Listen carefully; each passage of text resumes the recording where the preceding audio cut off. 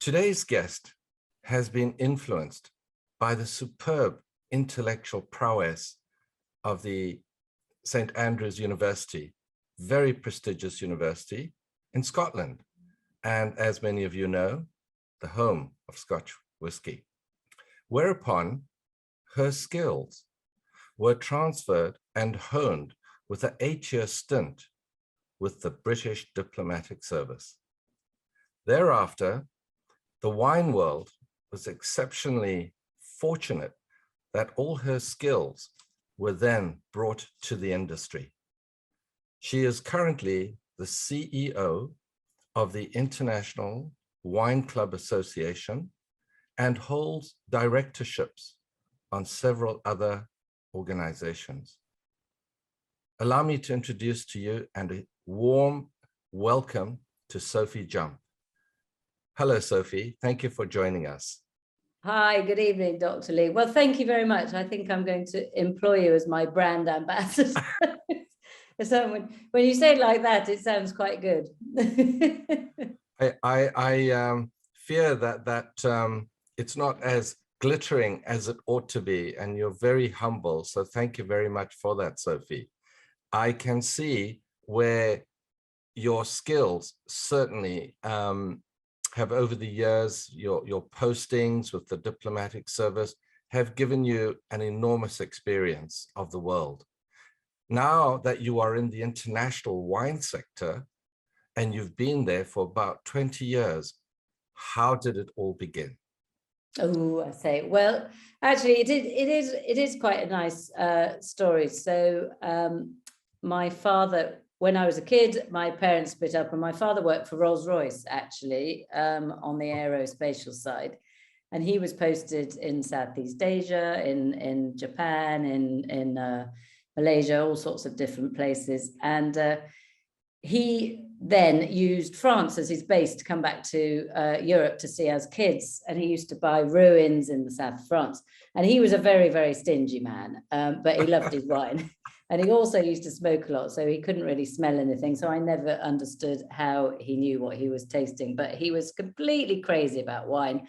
And he used to go with his little QB down to the wine petrol stations and fill them up. And then we would spend many, many happy hours bottling in his little cellar in the south of France. So, and you know, we drank, the worst hangovers in my life have always been with my father, because he sort of always said, I'll never surpass the double figures, the double digits. And that was when there were francs. So right. You got a 10 franc bottle for your birthday, which is what the equivalent of about less than €1 now. So no, that kindled my interest. Obviously, because of my background, I was always interested in travel, which is why I went into the diplomatic service. But I was always keen to learn more about wine and sort of sign myself up to sort of little mini tastings and things like that. And when I joined the Foreign Office, there weren't very many women. So I found myself straight out of university, based in London, at the Foreign Office, and surrounded by, well, what then were sort of old middle-aged men. They're all younger than I am now, obviously. So I always decided to, at 30 years old, to sort of either stay forever and try and be a high achiever within the diplomatic service, or to leave and re-educate myself, which in fact is what I did. I was in Kuala Lumpur posted at the time, and I applied for the OIV diploma, which is the best one that I managed to find, just right. You know, sort of trawling through whatever we used to trawl through 25 years ago. Mm-hmm. And it was right. It was serendipitous, because I got dated. I got my acceptance for the OIV diploma dated on the 29th of April, which was my birthday, my 30th birthday. And I thought, well, this has to be. So I resigned from the Foreign Office. Everyone thought I was mad, including aforesaid father, and shaved my head. No.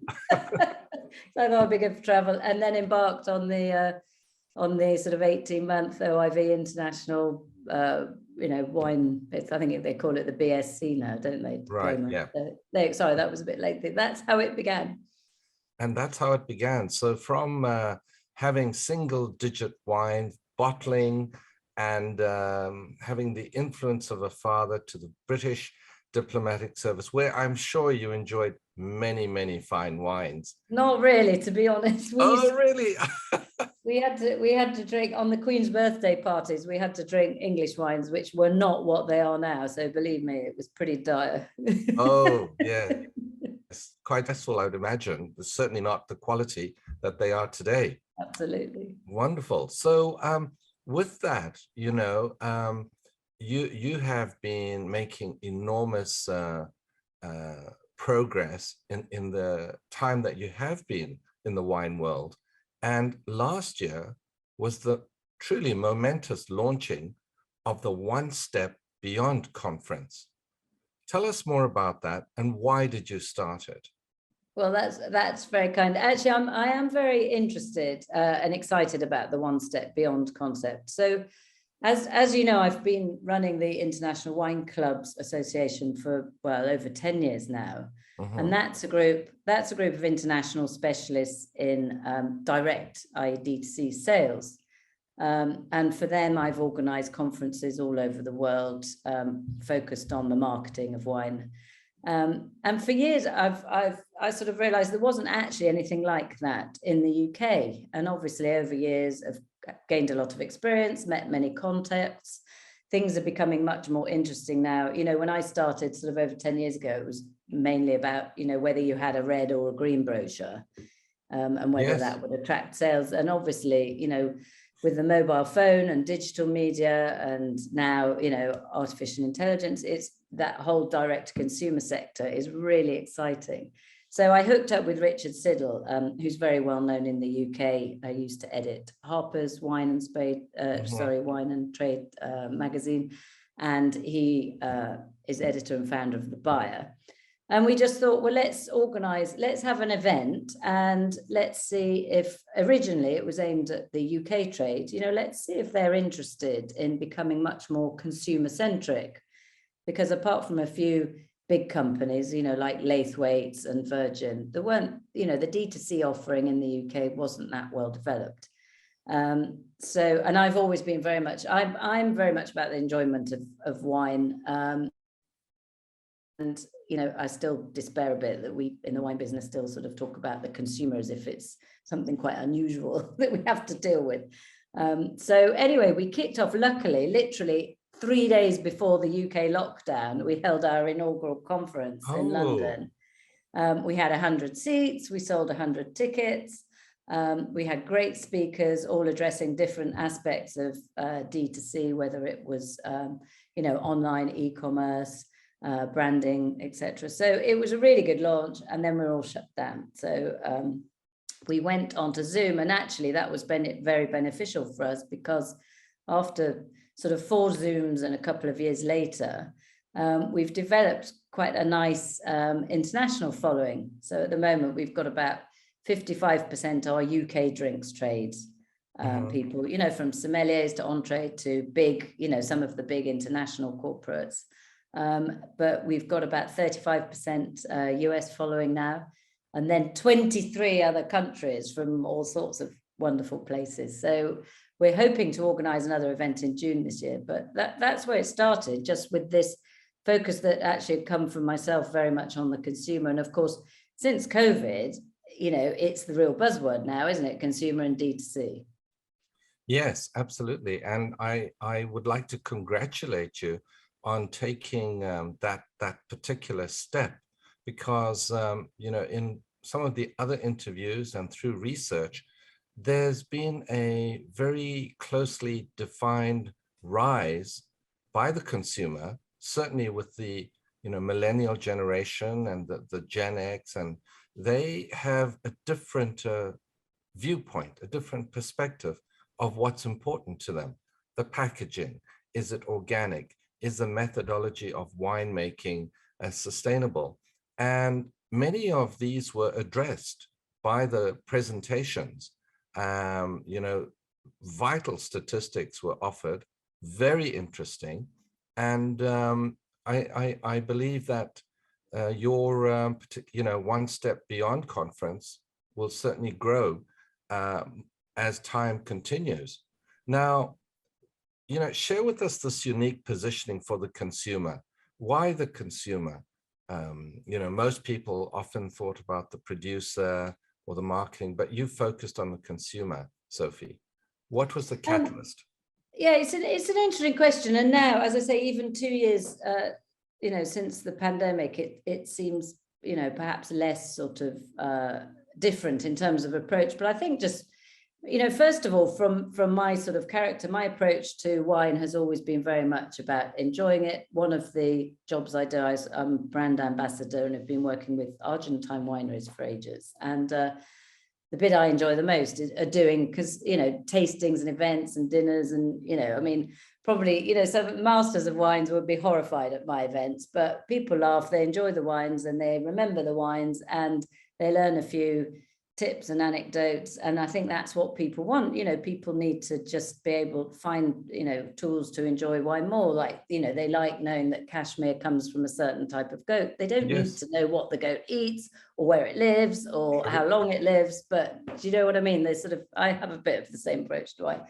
So, and obviously lucky enough to work with the International Wine Clubs Association, I think that was very pioneering. I can't claim to have set it up myself. It was set up by a group of guys in 1991, but that was very forward thinking then. They were all specialists in D2C. And so it's an area that has really interested me. And obviously now with digital media and all the sort of technology that's around these days, everything now is focused on the consumer. Everything starts with a consumer.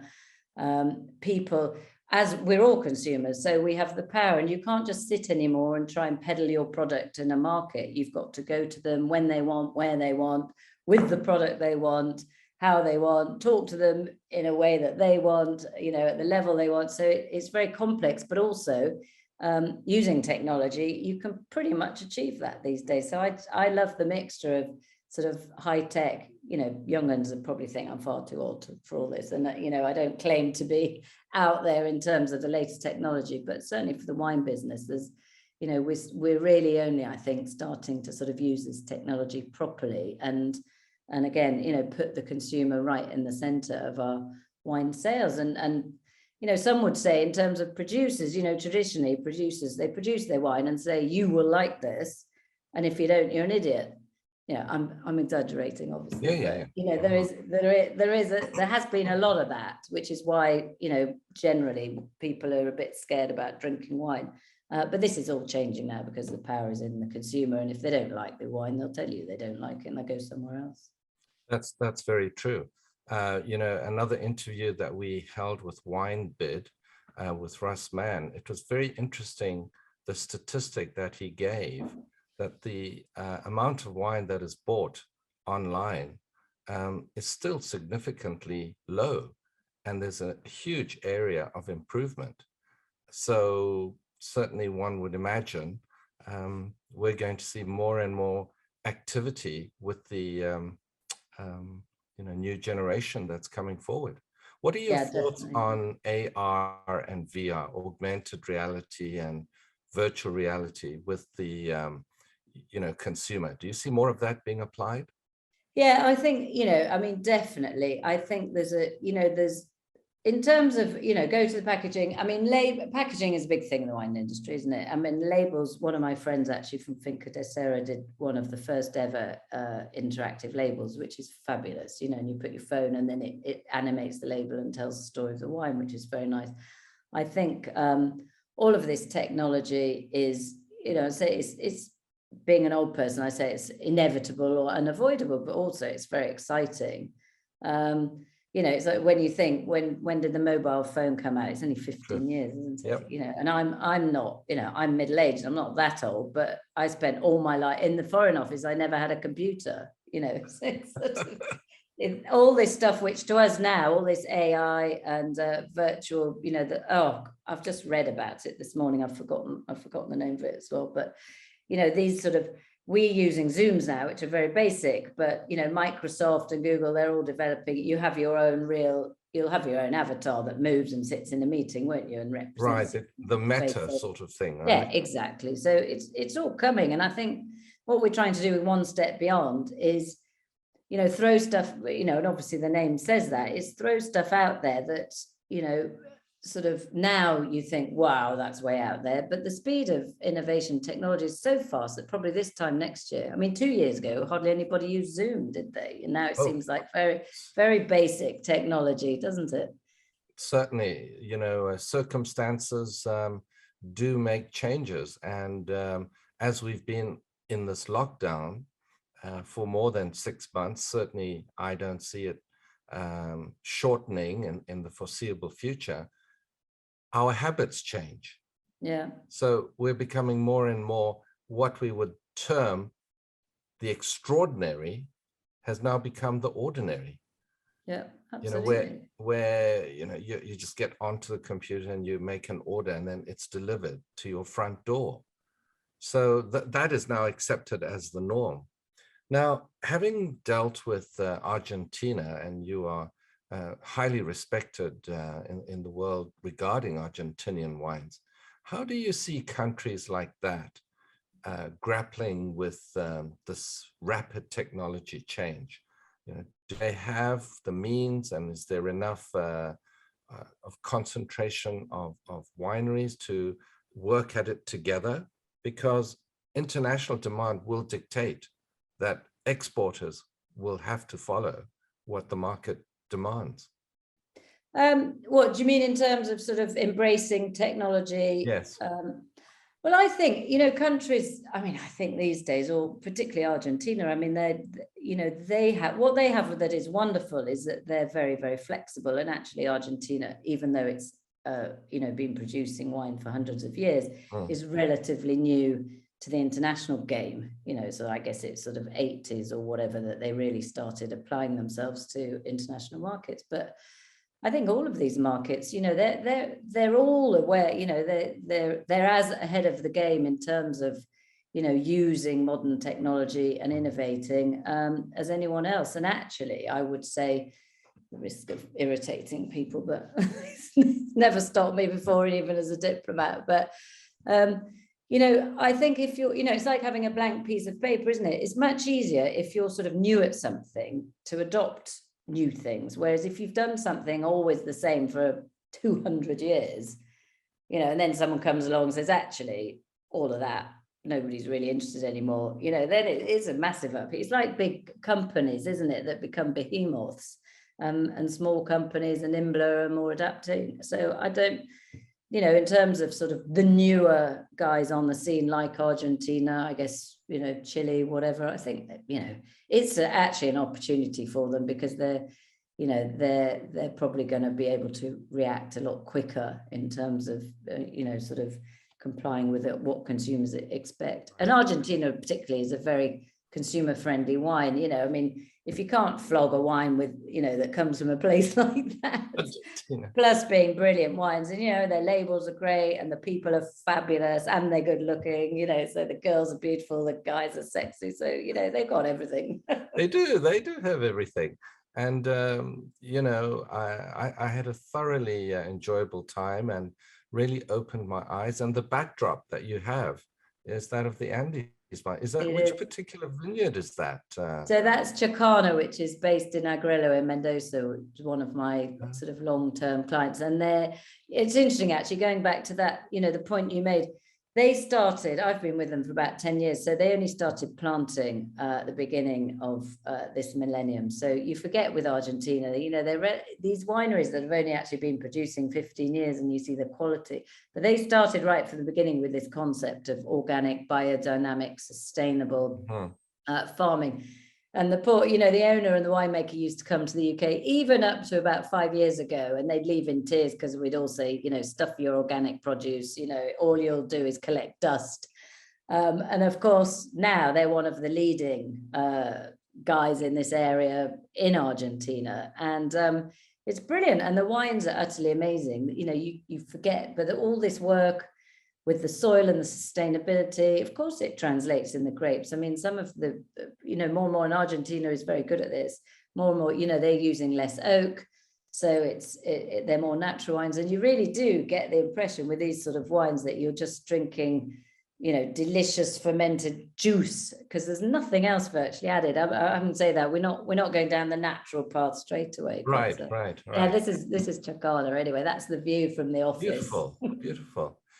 Sophie, you wear many caps, as a director of the Jumpstart, Planet Thirst, the International Wine Club Association. How do you manage to devote your scarce resource of time to all of these different companies? And what are the obstacles that you do face in terms of scarcity? Yeah, it's a good question. I mean, people, I think the very, it's really simple. I actually think that my only real talent is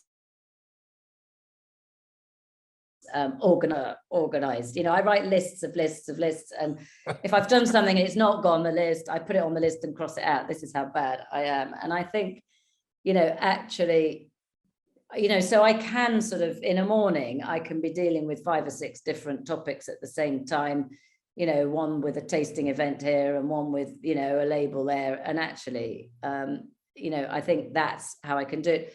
Probably the second, and perhaps what should be the first thing, is that I do not have children.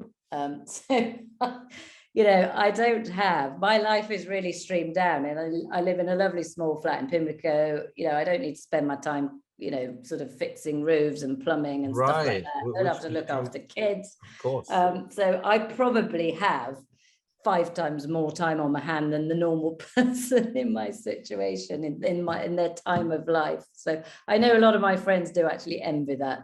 Yes, as do my friends. They are those that have opted for that family life, and as with anything, there's always the good and the bad that goes with it. There's the trade-off. So at St. Andrews, you studied Spanish. I did. I did French, Spanish, and German. Actually, yes, I went to St. Andrews to study French and German language and literature. But now this is the sort of slapdash person I am, because I hadn't actually read the prospectus very well. I got there and I signed it, and they said, "What's your 3rd subject?" And I was like, "Oops." Because in Scotland, you have to do 3 subjects for the first 2 years, because they're all 4-year degrees. So I was like, "Oh, give me another language." Anyway, no, I had to go and persuade the Spanish prof that because they did this crash course whereby in the first year you could learn, you could go up to A-level Spanish and do the first year at university within 1 year. So I did marvelous. work very hard. And then I dropped German, and thank goodness, because I wouldn't have been able to work, I don't think, so efficiently in Argentina. Although when I arrived in Argentina, my Spanish, I got my degree, but I'd never actually really practiced my Spanish, and having learned it so quickly. But when you're trying to get money out of Argentine winemakers, you have to pick it up fast. And they won't mind me saying that if any of them ever listen. No, but it's absolutely true. I mean, for many of the viewers, they may not be aware that in Argentina, there are actually 2 currencies, the official and the blue. So there's grey, actually. There's 3 at the moment. Oh, there's grey as well. Right. Something like the variation on the wine color. But they're very tenacious. They live under very strenuous economic conditions, and yet they still make it happen. So I certainly salute and congratulate the Argentinian winemakers. Yeah, I admire them. Apart from the amazing. I mean, my pal said this. It's amazing. You wake up in the morning, and honestly, until you've looked at the bank or the stock market, you don't know whether you're a rich man or a poor man. But the resilience is amazing. And through all this, I should stop about Argentina, get very excited. But through all this, the wines are just utterly stunning. They are, and I don't think it's all bad that we do spend a bit of time on Argentina, because in many spheres they are not highly regarded as they should be, and I think that time will change where more and more of the consumer will appreciate what is being produced in Argentina. Yeah, it's definitely changed a lot. I mean, I've been near 20 years now. Next year it'll be 20 years that I've been, I trotted out there naively. That was my dream when I finished my OIV diploma and various other jobs. I thought, I'm going to go to Argentina and I'm going to pick up a load of fabulous baby wineries and I'm going to come to the UK and, sell all these amazing wines. And first of all, a lot of the wines in Argentina were really horrid. I spent my days going around, with sort of blackened teeth that I thought would fall out instantly. And then, of course, the UK market is utterly horrible. So I got here with my wares and, traipsed around the streets. And it is a very, very hard market to work in, and it is now. So, but Argentina, I realized we'd made it in Argentina when my favorite soap, I shouldn't admit to watching these terrible soaps, but they're my secret pleasure. And one day, this is about 3 years ago, one of the characters, they're Northerners, and they go into the pub. It's all set around a pub, obviously. One of the character goes in, she goes, "Ooh, I'll have a glass of Malbec." And I thought, yes, we've made it. So there we are. But I think generally in a lot of countries, still there's a lot to do with the brand and reputation of the country, but it's going to come fast because the wines are brilliant. Oh, yes. Oh, yes.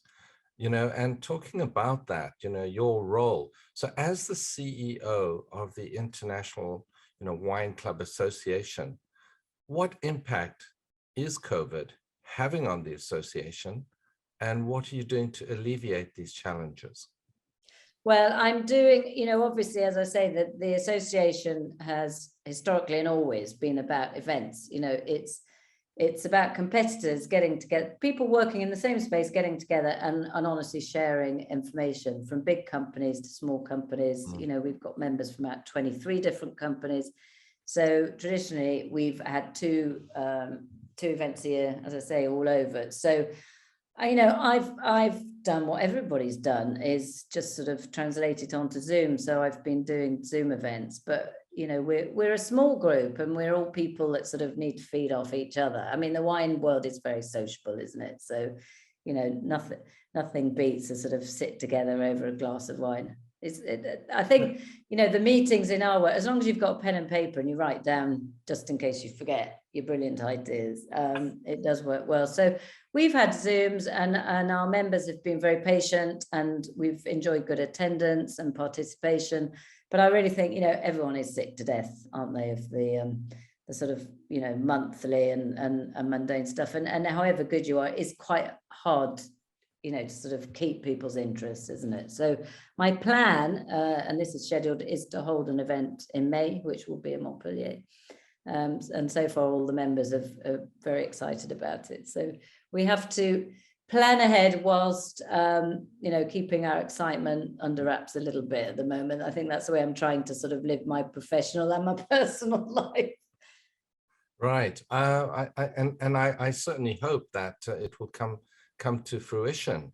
I just wanted to mention, as you said, we're a very sociable lot, those in the wine industry. And I share with students and newcomers to the industry that they have chosen wisely, because in my years of experience, whether you're dealing with a winemaker or an importer, or just a fellow aficionado or expert, we all share our experiences, and it's given openly and with a good heart. Whereas certain industries, there's always the smoke and mirrors, and they sort of cling on to certain aspects they don't want to share. But I found with the wine industry, we're very open, and we do share an enormous amount and welcome outsiders. So I think so. It's important, but if you work in wine, like we all do in various shapes and forms, and you're not an outgoing person, and you don't enjoy social activity, and you don't enjoy getting on with people and having some fun, then I don't know. Just people always say when I do tastings, say, "Oh, that was it's brilliant. It was so good." And I say, "Well, if I can't give you a few bottles of delicious wine and you go away with a smile on your face, then I'm really, really rubbish at my job." So. Really rubbish. Sophie, clearly you're a dynamic go-getter with many echoing, those sentiments. What's your personal goal in the next 5 years? Oh, I say my personal, well, you know, part of me would say, but it sounds wrong for this sort of thing. You know, I sort of think if I didn't, you know, because I've always worked since I was a kid, and I've always, you know, sort of kept myself. So my profession has come both from interests. I've been lucky. I've had, you know, I've had two big interests and passions in my life. But I sort of think if I didn't have to, you know, earn a living, would I still work? But half the time I don't really know whether I'm working or not. So it's quite hard to answer. I don't have, you know, being honest, I think at the moment I just want to, you know, we've had two really sort of difficult years, and I think my goal, I just want to do things better. I want to try and sort of, yeah, I think everyone does, don't you? You want, if you're doing something well and people say you're doing it well, you think, okay, well, I want to do it better, perhaps not better, but differently. Yes. So I think, you know, sort of just, I don't have specific, I think I'm where I want to be at my stage of life, surrounded by great contacts. The great thing about sort of having worked for a while in industry is it's just you know, network. I love networking. So, you know, the more I can do that. I hooked up a friend actually with a chef for some big do she's doing on Friday, and she was nearly in tears on Saturday night saying, I can't find anyone anyway, you know, so I like doing that. I think it's sort of more of the same, but just, you know, try and be better. Perhaps, you know, the 10% rule, just try and do, maybe inject 10% sort of difference into everything I do rather than just doing the same stuff. Sorry, Yeah. I'm rambling now. Not at all. I mean, we're very social animals, and you're right. You know, it is the context. You know, oh, who do we know in Portugal? You know, we have a friend going up to the Douro. Want to make it a spectacular experience for them. So I fully understand where you come from. So, you know, the last question I'd like to ask you, Sophie, is, knowing what you know now, what advice would you give a younger you? Oh, right. Oh, that's quite a hard one, really. Well, I had to I give you think one the hard trouble one, is, Sophie. if I say, you know, I sort of live, that's quite a hard one. I think I might change your question, because if I say it in a personal way, it won't be Right. very useful.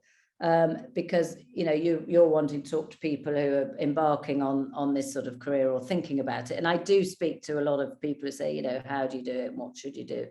I mean, I think in terms of, you know, what I might do personally, and then it sounds arrogant to say, well, I wouldn't change much, but that's just the way Not I at all. think Not anyway, at all. just because I think there's no point anyway dwelling in the past. But I think for somebody young that, you know, wanting to you know, enter this career, whether it's a sommelier or as an educator or as, or, you know, a marketer like me, I think you just have to ask yourself, if you're dealing with a product, if you really love, you know, you love whatever it is you love about wine, I think it's a tough, from the outside it looks very glamorous and very easy. It's not. It's not an obvious career to have, to earn a fast buck. It's not an obvious career to have in terms of, you know, sort of progression and everything else like that. But if you are dedicated to the cause, i.e., you know, you just bloody love wine, then go for it. And also the great thing is, you know, I've worked for myself for the last 15 years. It's brilliant. You know, it depends what your objectives are, isn't it? Yes. If you Yes. want a fast buck and an easy life, then don't join the wine business. Absolutely true. If you like wine and you like people, in fact, I've had the two poorest careers on the planet. People always say, you know, well, how do you make a small fortune as a diplomat? Well, you join the service with a large fortune, and wine's pretty much the same. But if you're after quality of life, and the great thing I didn't realize about wine and wine people is that I've met so many brilliant people, and they're clever, they're erudite, they're generous in spirit, they're interesting, they're fun. And there aren't a lot of sectors where you get these sort of people. People just think, oh, you just sip around and you know, spit and act like a toff, but you don't. And you travel, you can work in technology. You know, there's Yes. so many aspects to it. So if you love wine and you also love something else, shove the two together and you'll find some way of making a living that will be fun. That is absolutely true. Absolutely true. So, Sophie, you have been a very warm, energetic, and thank you for sharing your experiences with us. It's a And on pleasure. behalf of APWASI, it's just been brilliant. Oh, it's been a pleasure to talk to you. Thank you very much for wanting to talk to me and speak to me. We'll be in touch. Absolutely. Thank you very much, Sophie. Bye-bye. Bye, Dr. Lee. Bye. Comment, like, share, or subscribe to our videos.